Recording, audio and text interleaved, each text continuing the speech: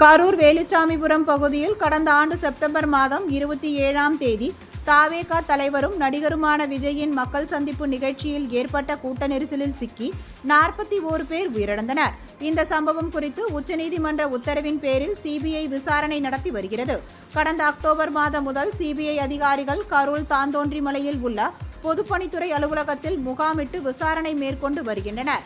இந்நிலையில் வேலுச்சாமிபுரம் பகுதியில் உள்ள வணிக நிறுவன உரிமையாளர்கள், பொதுமக்கள், பணியிலிருந்த காவலர்கள், இந்த சம்பவத்தில் உயிரிழந்தவர்களின் குடும்பத்தினர், காயமடைந்தவர்கள் மற்றும் தனியார் ஆம்புலன்ஸ் ஓட்டுநர்கள், தாவேகா மாநில நிர்வாகிகள் மற்றும் மாவட்ட நிர்வாகிகள் என பல்வேறு தரப்பினரிடம் சிபிஐ அதிகாரிகள் விசாரணை மேற்கொண்டனர்.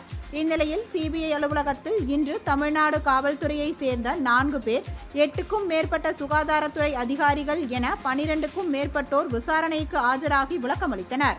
நடிகர் விஜயை மீண்டும் சிபிஐ விசாரணைக்கு ஆஜராக கூறி சம்மன் அனுப்பப்பட்டுள்ள நிலையில் இந்த வழக்கு விசாரணை தற்பொழுது தீவிரமடைந்துள்ளது.